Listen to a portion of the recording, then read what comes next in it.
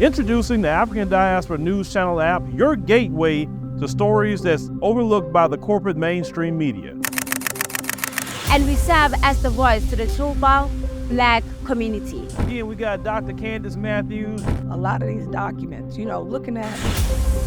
We are committed to informing and educating through the power of media. This country is supposed to be about the land of the free for all. It has not been free for Black people, and we are tired. With our platform, we're helping to end injustice by exposing it. Join us in standing for excellence in journalism and serving our community. Download the African Diaspora News app today. So 5 Black Somali officers are suing the Ottawa Police Services for secretly wiretapping and surveilling them and their families for months and months without their knowledge or without even a reason as to why they were doing that.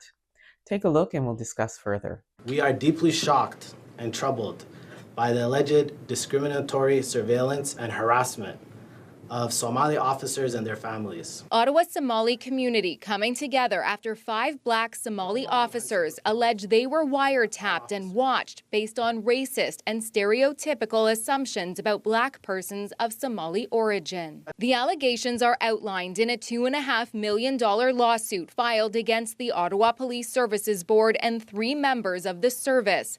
The board denies every allegation. The wiretaps were legally authorized under the criminal code. Several offenses allow interception, including murder, corruption, organized crime, terrorism, as well as drugs and weapons trafficking. Our safety has not been adequately addressed, leading to a severe erosion of trust and confidence in the police. We are law-abiding citizens who faced systemic issues that demand the Ottawa Police's immediate attention and action. The officers are also in court fighting to unseal any information the police used to get the judge permission to have them secretly wiretapped and surveilled. Here's what they claim.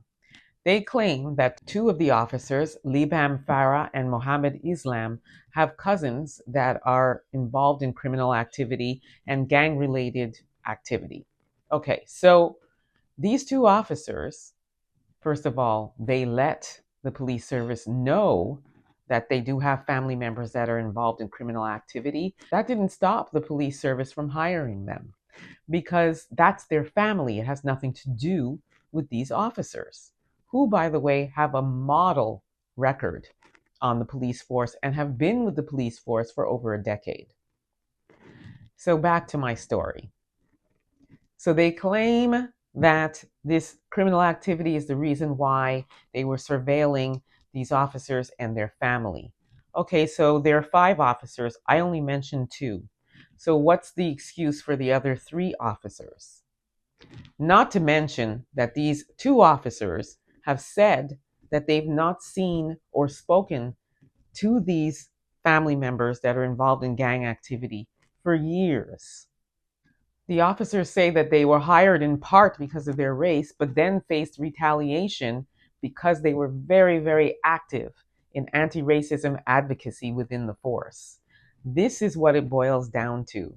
These Black men were very, very loud about the anti-racism in the force. And again, none of them have a spot or blemish since being in the force. Model record. So what's the reason for wiretapping them?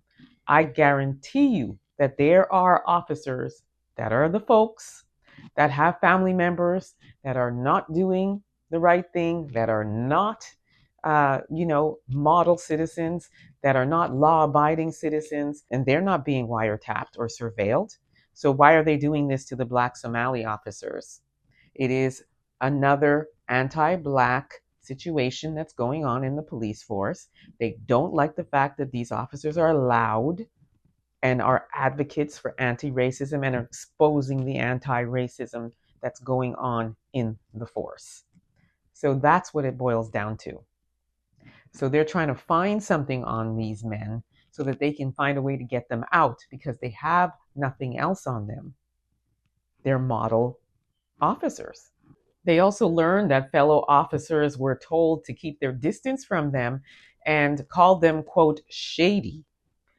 So they actually feel like they had a target on their back within this force. They no longer trust, as one of the officers, you heard them say, they no longer trust the force.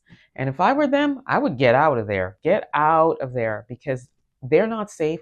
Their family's not safe. And at the end, the Ottawa Police Service say that they are within the law to be surveilling them. Well, why don't you keep that same energy for all of the other officers who have family members that are involved in criminal activity? Where's that energy? In any event, these police officers are pursuing their lawsuit for $2.5 million, and I will keep following to see where they're at. As we know, when it comes to these lawsuits, they can be extended for years and years and years, and I feel like that's also deliberate. But I will keep following it, and hopefully it won't get buried and washed into the trees, as a lot of these stories tend to do. Fingers crossed, and I will keep you all updated. In the meantime, let me know what you think about this. Don't forget to like, subscribe, share this content. Also, download the African Diaspora News app. You can grab it at the Google or Apple store, and you better download that app. Also, subscribe to my YouTube channel, The Black Experience with Emma Ansah.